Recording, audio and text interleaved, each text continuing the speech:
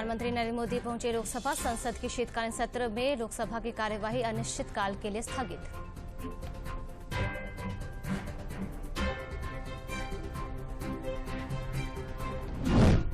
संसद के शीतकालीन सत्र के 14वें दिन राज्यसभा में 3 नए क्रिमिनल लॉ बिल किया गया पेश। तीनों बिल कल लोकसभा से हो गए थे पास। राज्यसभा में आज टेलीकम्युनिकेशन बिल 2023 हुआ पास।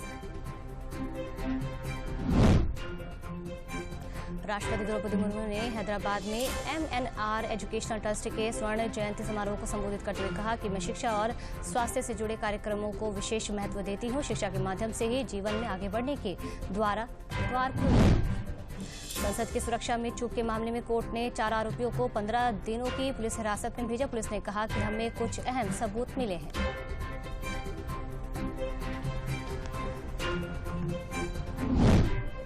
दिल्ली शराब नीति घोटाला केस मामले में मिले समन को केजरीवाल ने कहा अवैध। केजरीवाल ने कहा ईडी को ये समन वापस लेना चाहिए क्योंकि ये राजनीति से प्रेरित है।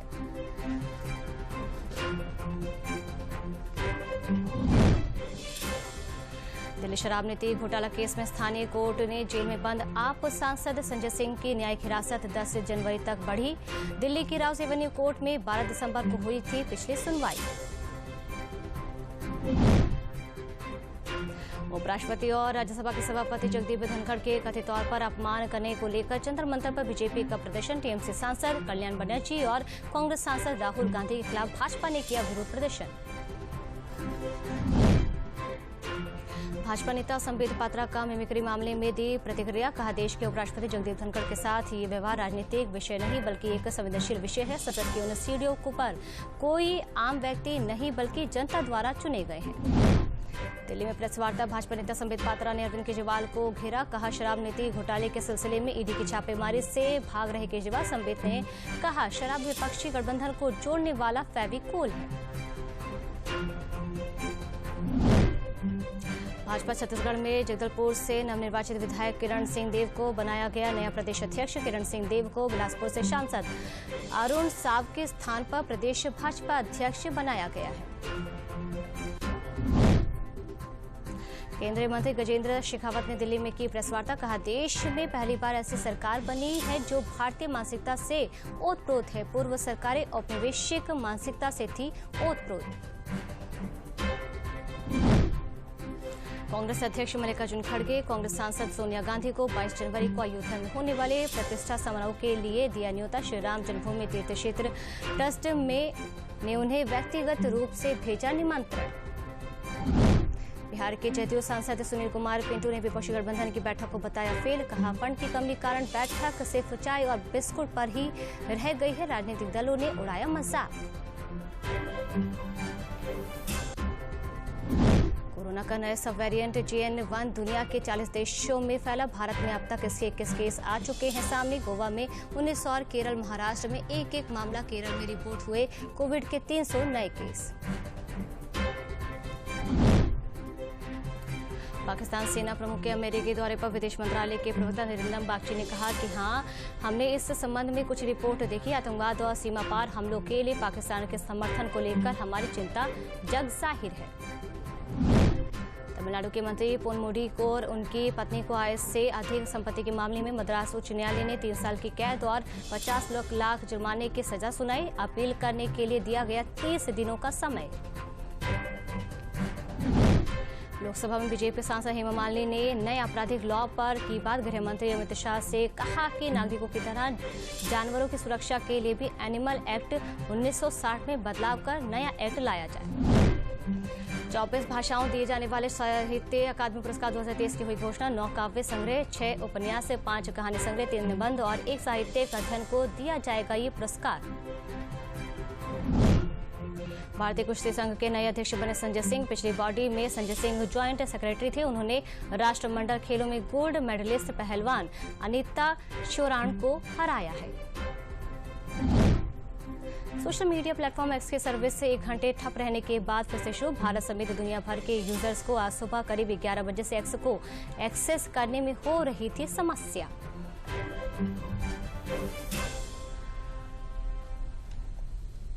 देश की बड़ी खबरों के बाद अब नजर डालते हैं उत्तर प्रदेश की कुछ बड़ी खबरों पर।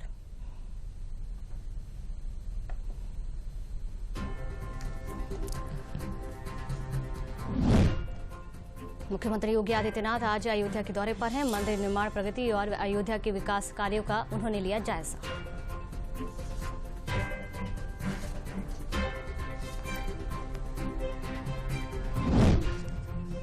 मायावती ने न्यूज एजेंसी से बात करते हुए कहा, बसपा एनडीए गठबंधन का हिस्सा नहीं है। इस मुद्दे पर बयानबाजी करने वालों को आड़े हाथों लिया।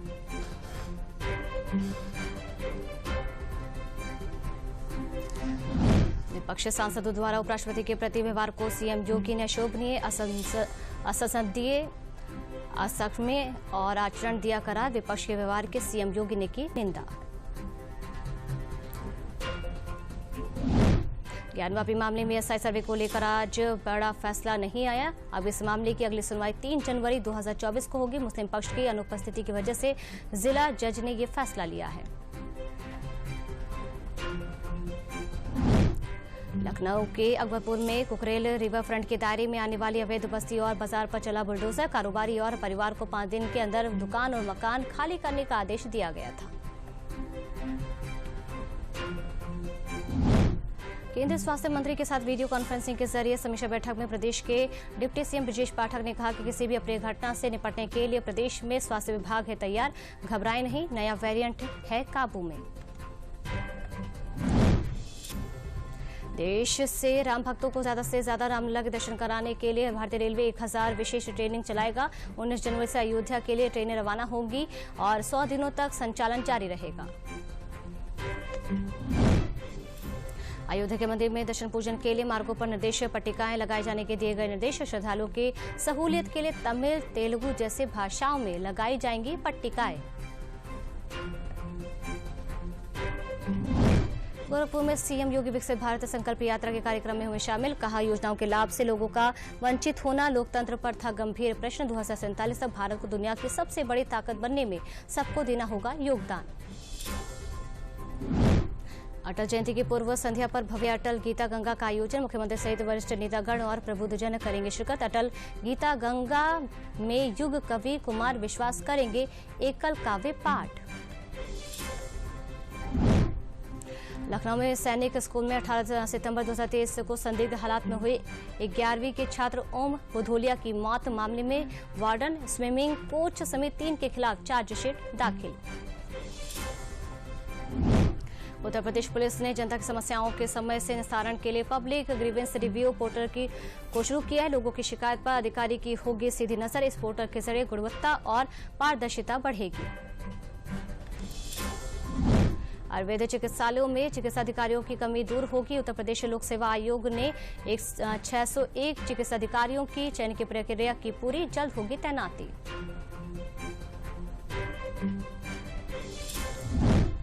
लोक निर्माण विभाग ने सड़क निर्माण से जुड़े अभियंताओं को रात में अपने क्षेत्र की सड़कों का निरीक्षण करने का दिया निर्देश। दुर्घटनाएं रोकने के लिए चिन्हित किए जाएंगे ब्लैक स्पॉट।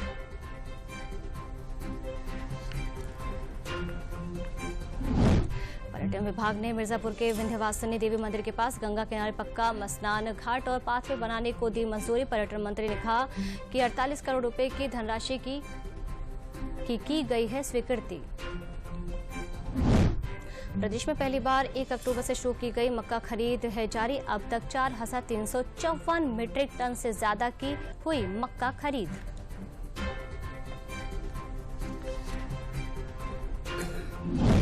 महाराजगंज में नौतनवा थाना क्षेत्र के छपवा में एक युवक के घर से नशीली दवाओं का जखीरा हुआ बरामद। प्रतिबंधित नशीली दवाओं के साथ 2 तस्कर गिरफ्तार। नशीली दवाओं इंजेक्शन को नेपाल में खपाने की थी तैयारी। राजधानी लखनऊ में औद्योगिक विकास प्राधिकरणों में डिफॉल्टर भूखंड होंगे निरस्त। 8 साल भूखंड लटकाने वालों से प्लॉट वापस लेगी अथॉरिटी। जुलाई 2020 से पहले भूखंड लेकर फैक्ट्री न लगाने पर की गई कार्रवाई। फर्रुखाबाद में पॉक्सो एक्ट के आरोपी को 2 माह 15 दिन के अंदर हुई मृत्युदंड की सजा। 2,20,000 रुपए न्यायालय ने लगाया जुर्माना। आरोपी ने थाना कंपिल क्षेत्र के कटिया गांव में 4 साल की बच्ची के साथ किया था दुष्कर्म।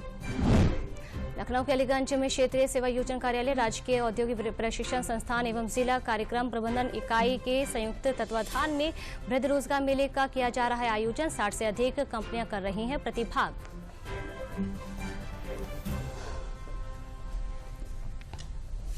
सुपरफास्ट 100 में अब देखते हैं देश के विभिन्न प्रदेशों की खास खबरें।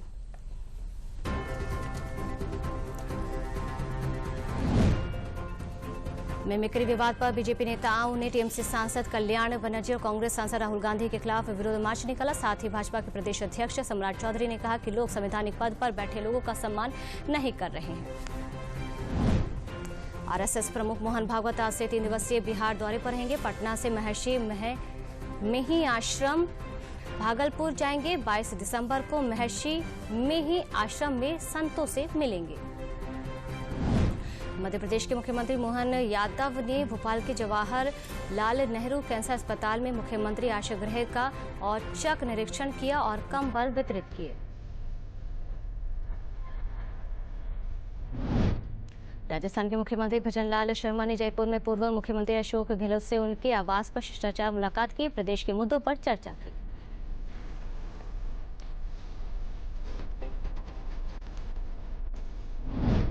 गुजरात के सीएम भूपेंद्र पटेल ने अरावली जिले को दी 264 करोड़ रुपए की परियोजनाएं। कहा कि अरावली के विकास कार्य के लिए हमेशा काम करते रहें।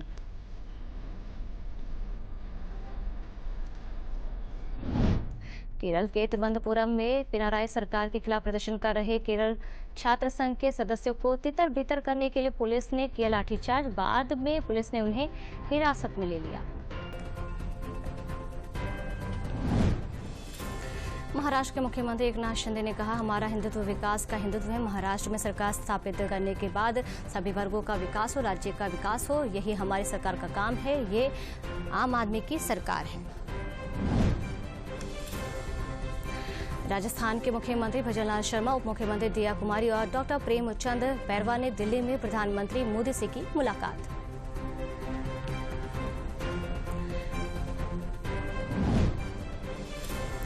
बिहार के मुख्यमंत्री नीतीश कुमार ने बोधगया के महाबोधि मंदिर में तिब्बती आध्यात्मिक गुरु दलाई लामा से मुलाकात के साथ ही की पूजा अर्चना। भाजपा सरकार की ओर से पेपर लीक को लेकर बनी स्पेशल इन्वेस्टिगेशन टीम के फैसले का पूर्व डिप्टी सीएम सचिन पायलट ने स्वागत किया। कहा, युवाओं के भविष्य से खिलवाड़ का अधिकार किसी को नहीं।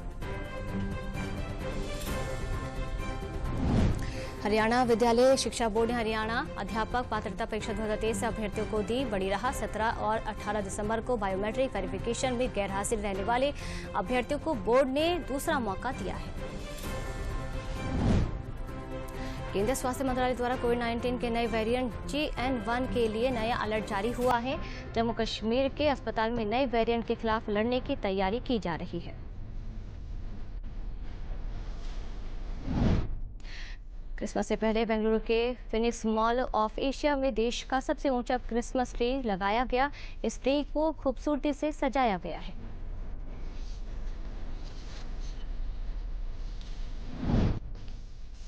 दिल्ली के बाराखंबा रोड स्थित गोपाल दास बिल्डिंग में आग लग गई। दमकल की गाड़ियां मौके पर मौजूद रही और आग पर पाया गया काबू।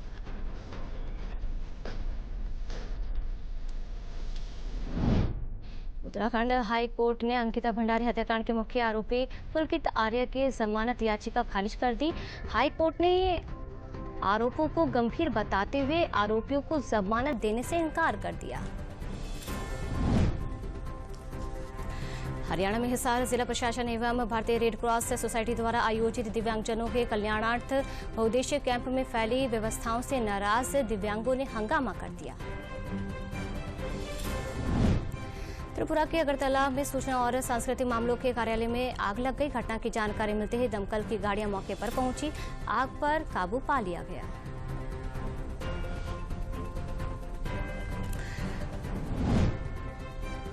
तमिलनाडु में थूथुकुडी जिले के बाढ़ प्रभावित इलाके में राहत और बचाव कार्य जारी है। साथ ही भारतीय सेना ने बाढ़ प्रभावित इलाकों से लोगों को किया रेस्क्यू।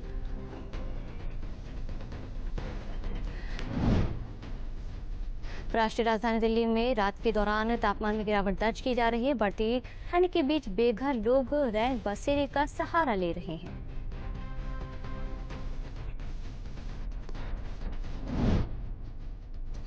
तमिलनाडु के थूथुकुडी में बारिश की वजह से बाढ़ जैसे हालात बन गए हैं।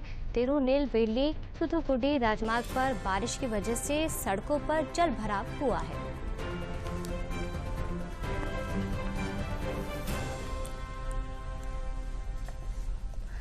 अब सुपरफास्ट 100 में देखते हैं कारोबार और अंतर्राष्ट्रीय जगत की बड़ी खबरें।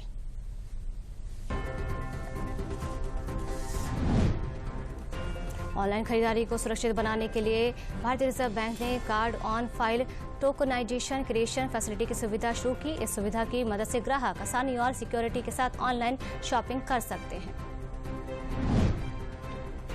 लोकसभा में नया टेलीकम्युनिकेशन बिल 2023 पास हो गया। इस बिल में फर्जी सिम लेने पर 3 साल की जेल और 50 लाख तक के जुर्माने का किया गया है प्रावधान।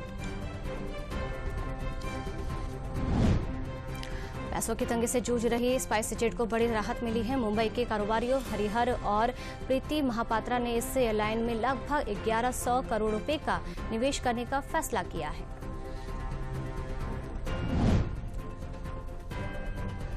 ग्रामीण और अर्ध शहरी क्षेत्र में रिटेल स्टोर्स पर यूपीआई के जरिए ट्रांजैक्शन में 1 साल में हुई 118% की बढ़ोतरी। वहीं इसके ट्रांजैक्शन के अमाउंट में 106% की हुई है बढ़ोतरी। चावल की भारी डिमांड के कारण चावल के दाम 15 साल के उच्च स्तरों पर जा पहुंचा है। अल नीनो के असर के चलते चावल की सप्लाई बाधित हुई है। एशियाई और अफ्रीकी महाद्वीप के देशों में चावल की महंगाई ने लोगों की परेशानी बढ़ा दी है।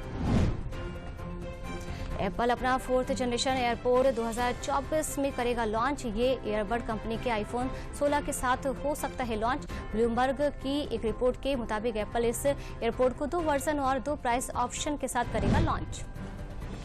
शेयर बाजार में आई गिरावट और विदेशी फंडों की निरंतर निकासी की वजह से आज शुरुआती कारोबार में अमेरिकी डॉलर के मुकाबले रुपये 4 पैसे गिरकर 83.22 पर खुला है। सेबी ने भारतीय शेयर बाजार में 3 और कंपनियों को आईपीओ लाने की दी मंजूरी। Jyoti CNC automation limited, BSLE services limited और popular vehicles and services limited market में ला सकते हैं अपना आईपीओ। आईपीओ के लिए 1996 के बाद का दूसरा सबसे अच्छा महीना रहा दिसंबर। 11 कंपनियों ने जुटाए 8,182 करोड़ रुपए।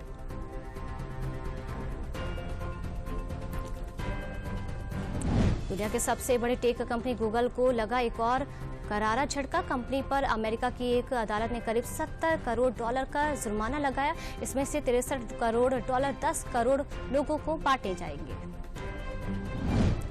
उत्तर कोरिया के तानाशाह किम जोंग उन ने एक बार फिर परमाणु हमले की धमकी दी है। कोरियाई तानाशाह ने कहा कि उनके देश की नीति है कि अगर उन्हें उकसाया गया तो वह परमाणु हमला करने से पीछे नहीं हटेंगे।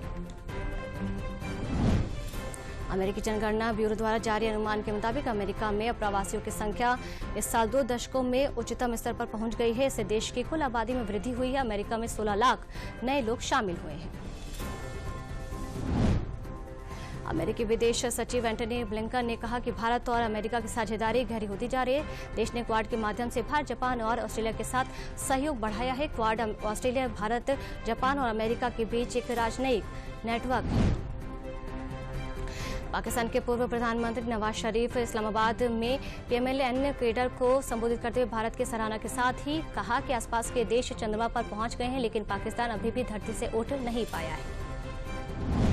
साउथ कोरिया में कॉलेज एडमिशन के लिए एंट्रेंस एग्जाम देने वाले स्टूडेंट्स ने सरकार पर केस कर दिया है। इन स्टूडेंट्स का आरोप है कि उनका एग्जाम तय वक्त से 90 सेकंड पहले ही खत्म कर दिया गया और इससे जिम्मेदार सरकार है। गाजा में जारी इजरायली बमबारी को फिलिस्तीनियों के खिलाफ नरसंहार और क्रूरता बताते हुए मलेशिया ने इजरायल के झंडे वाले सभी मालवाहक जहाजों को अपने बंदरगाहों पर उतरने से प्रतिबंधित कर दिया है। चीनी राष्ट्रपति शी जिनपिंग ने जो बाइडेन को चेतावनी दी है कि बीजिंग ताइवान को मुख्य भूमि चीन के साथ ही फिर से जोड़ दिया जाएगा। साथ ही जिनपिंग ने कहा कि चीन की प्राथमिकता ताइवान को शांति से लेना है। मैक्सिकन एक्रोबेट येमिल रोड्रिग्स ने 1 मिनट में सोमरसॉल्ट का वर्ल्ड रिकॉर्ड बनाया। उन्होंने 60 सेकंड में 47 एरियल हुप किए। उनका नाम एरियल हुप सोमरसॉल्ट की फीमेल कैटेगरी में गिनीज बुक ऑफ रिकॉर्ड में दर्ज हुआ है। संयुक्त राष्ट्र में भारत के स्थायी प्रतिनिधि रुचिरा कंबोज ने अफगानिस्तान के लोगों की समस्याएं और भारत के उसके प्रति प्रतिबद्धता को संयुक्त राष्ट्र के सामने रखी। म्यांमार के विद्रोह गुट और जातीय सशस्त्र समूह अपने ही देश की सेना पर भारी पड़ते नजर आ रहे हैं। इन विद्रोहियों ने चीनी सीमा से लगे और महत्वपूर्ण क्रॉसिंग पॉइंट पर कब्जा कर लिया है।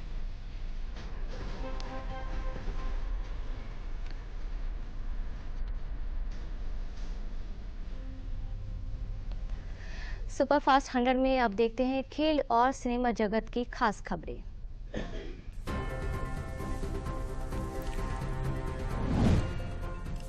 खेल मंत्रालय राष्ट्रीय खेल पुरस्कार 2023 की घोषणा की गई। भारतीय क्रिकेट टीम के तेज गेंदबाज मोहम्मद शमी को मिलेगा अर्जुन अवार्ड। मोहम्मद शमी के गांव अमरोहा में जश्न का माहौल।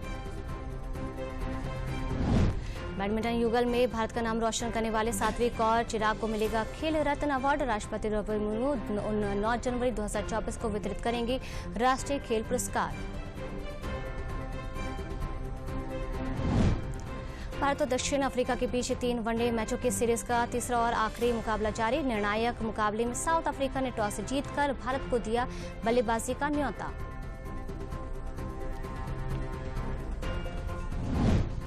पाकिस्तानी क्रिकेटर बाबर आजम आईसीसी की वनडे रैंकिंग में दुनिया के नंबर 1 बल्लेबाज बने। भारत के शुभमन गिल को पीछे छोड़कर हासिल की ये उपलब्धि। गिल 42 दिन तक नंबर 1 पर रहे। दुबई में आईपीएल 2024 के लिए मंगलवार को हुए ऑक्शन के बाद भारतीय क्रिकेट के 2 दिग्गज विकेटकीपर बल्लेबाज टेनिस कोर्ट में नजर आए। यहां एमएस धोनी और ऋषभ पंत को हाथ में टेनिस रैकेट लिए एक दूसरे के खिलाफ मैदान संभालते हुए देखा गया। इस नजारे का वीडियो सोशल मीडिया पर वायरल है। ऑस्ट्रेलिया और भारत महिला टेस्ट मैच में ऑस्ट्रेलिया ने टॉस जीतकर बैटिंग करते हुए 219 रनों पर हुई ऑल आउट। पूजा वस्त्राकर ने चटकाए सर्वाधिक 4 विकेट। भारत की बैटिंग जारी। T20 विश्व कप 2024 के लिए क्वालिफाई करने में नाकाम होने पर जिम्बाब्वे के हेड कोच डेव हॉटन ने दिया इस्तीफा। डेव हॉटन ने खिलाड़ियों के साथ अपने रिश्तों में खराबी को भी बताया एक कारण। यूरोपीय महिला T10 लीग में नीदरलैंड से महिला क्रिकेट टीम की कप्तान आइरिस जवेलिंग ने ऑस्ट्रेलिया के खिलाफ मैच में सिर्फ 34 गेंद में शतक जड़ दिया। जवेलिंग ने 11 छक्के और 5 चौकों की मदद से नाबाद 102 रन बनाए। इंग्लैंड के क्रिकेटर क्रिस जॉर्डन ने बिग बैश लीग में रिकॉर्ड पारी खेली। हॉबार्ट हैरिकेन्स की तरफ से खेलते हुए क्रिस जॉर्डन ने पर्थ स्कॉचर्स के खिलाफ केवल 17 गेंदों में 6 चौके और 4 छक्के की मदद से अर्धशतक जड़ा। खेल परोपकार से जुड़ी उद्यमी वीटा दानी अंतर्राष्ट्रीय टेबल टेनिस महासंघ ITTF में संचालन समिति के सदस्य के रूप में शामिल होने वाली पहली भारतीय बनी। इसकी आधिकारिक घोषणा बुधवार को की गई। शाहरुख खान की स्टारर फिल्म डंकी हुई रिलीज से पहले ही फिल्म को लेकर फैंस के बीच खासा उत्साह देखने को मिल रहा था। माना जा रहा है कि डंकी जवान और पठान से भी ज्यादा बड़ी है। तेलुगु अभिनेता अदिवी शेष और श्रुति हासन की फिल्म डेकोइट का टीजर लॉन्च। ये फिल्म दर्शकों को डकैतों की गंभीर और गहन दुनिया से परिचित कराएगी। पंकज त्रिपाठी स्टारर फिल्म मैं अटल हूं का ट्रेलर रिलीज किया गया। फिल्म की कहानी देश के प्रधानमंत्री रहे अटल बिहारी वाजपेयी की जिंदगी पर बेस्ड है, जो राजनेता के साथ साथ बेहतरीन कवि भी रहे हैं। वेब सीरीज शो टाइम की पहली झलक सामने आई। शो नेपोटिज्म और इंडस्ट्री में सत्ता संघर्ष की कहानी पर आधारित है। सीरीज अगले साल डिज्नी प्लस हॉटस्टार पर होगी रिलीज। 21 दिसंबर को रिलीज होने वाली film Aquaman and the lost kingdom का डब वर्जन एक दिन बढ़ा आगे। फिल्म अब 21 दिसंबर को रिलीज न होकर 22 दिसंबर को होगी रिलीज। सेंसर बोर्ड द्वारा फिल्म ना चेक करने पर हुई देरी। जैकलिन फर्नांडिस ने दिल्ली की एक अदालत में याचिका दायर कर सुकेश चंद्रशेखर से सुरक्षा की मांग की। सुकेश ने अदालती कार्यवाही के दौरान अनचाहे संदेश और एक वॉइस नोट भेजा था। 56 साल के अरबाज खान एक बार फिर दुल्हा बनने को तैयार हैं। अरबाज खान 24 दिसंबर को अपनी लेडी लव शौरा खान से शादी कर रहे हैं। अरबाज खान का 6 साल पहले एक्ट्रेस मलाइका अरोड़ा से तलाक हो चुका है। अजय देवगन ने करण जौहर के टॉक शो कॉफी विद करण 8 में अपने पिता के बारे में बताते हुए कहा कि उनसे पिता शुरुआत में एक कारपेंटर बन गए जहां गैंगवार होती रहती थी, जिसके चलते फिर वे साइन कोलीवाड़ा इलाके में गैंगस्टरों में से एक बन गए थे। फिल्म सफेद का ट्रेलर हुआ रिलीज। एक विधवा और एक ट्रांसजेंडर की अकल्पनीय प्रेम कहानी पर आधारित है। फिल्म 19 दिसंबर को G5 पर रिलीज होगी। दीपिका पादुकोण और ऋतिक रोशन अपनी आने वाली फिल्म फाइटर को लेकर नजर आएंगे। फैंस के बीच मूवी को लेकर जबरदस्त बज़ बना हुआ है। फिल्म मेकर्स ने मूवी के दूसरे गाने का टीजर रिलीज किया जिसका नाम है इश्क जैसा कुछ।